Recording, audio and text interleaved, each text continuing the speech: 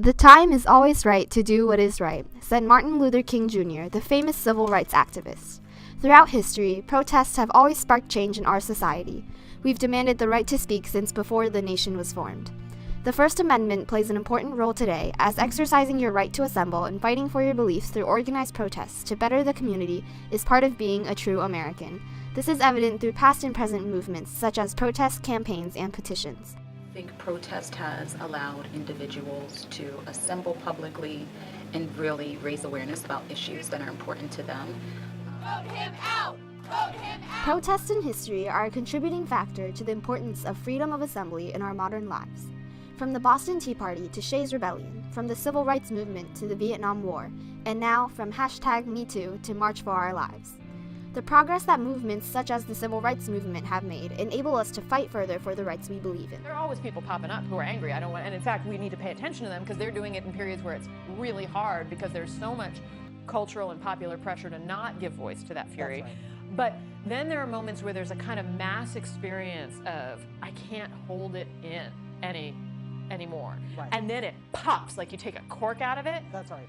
And it's all that pent-up fury, and that's how you get the start of some of the social movements that I think have transformed the country. I think there are many different kinds of protest, and some of them can be quite effective, even if they don't get credit for it. And I'm thinking of a couple of examples. For example, the civil rights movement of the 1950s and 1960s particularly actually resulted in some actual laws being passed and recognition of individual rights to equality, and that's very important. Some would argue that assembled protests might not be necessary for citizens to create change in the government. President Donald Trump stated in an interview with the Daily Caller that he thinks, quote, "It's embarrassing for the country to allow protesters. You don't even know which side the protesters were on. But to allow someone to stand up and scream from the top of their lungs and nobody does anything about it is frankly, I think it's an embarrassment," end quote. More skeptics, such as the authors of Inventing the Future, Post-Capitalism, and A World Without Work, Nick Chernichek and Alex Williams, quote, question the power of marches, protests, and other acts of what they call folk politics. These methods, they say, are more habit than solution. Protest is too fleeting. It ignores the structural nature of problems in a modern world, end quote, says the New Yorker.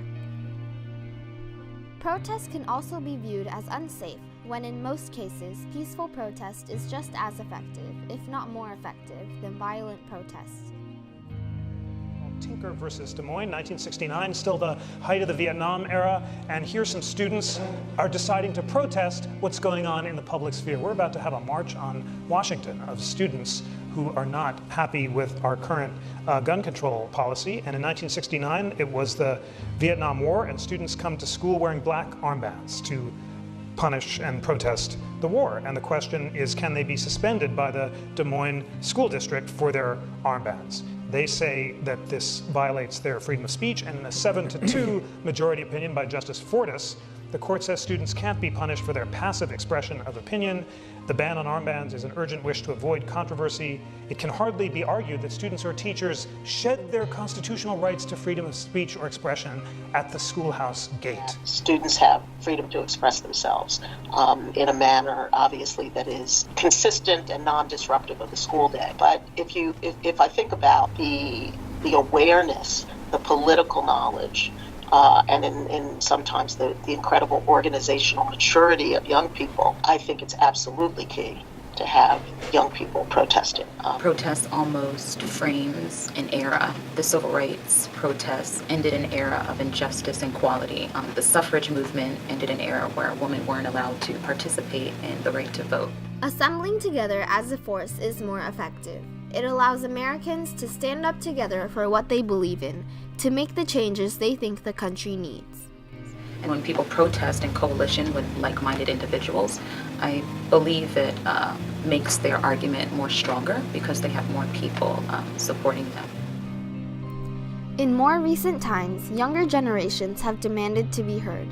Now the students' right to protest is being challenged by school districts.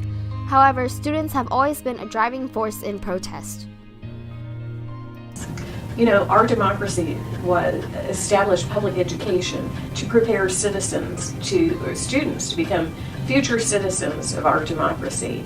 And that includes having a variety of experiences. And then I also think about protests that are actually directed more toward educating people and bringing about public attention to serious problems. They may not succeed legally, but they're very important in raising public awareness. Protests may not be a flawless, soundproof method of making change, but it is part of the effort that makes that change.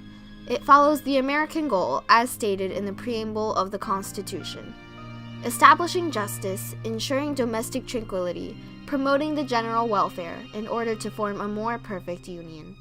Even if it doesn't achieve the exact goal it was meant to, protests will raise awareness and inform the public of the issues we need to face today.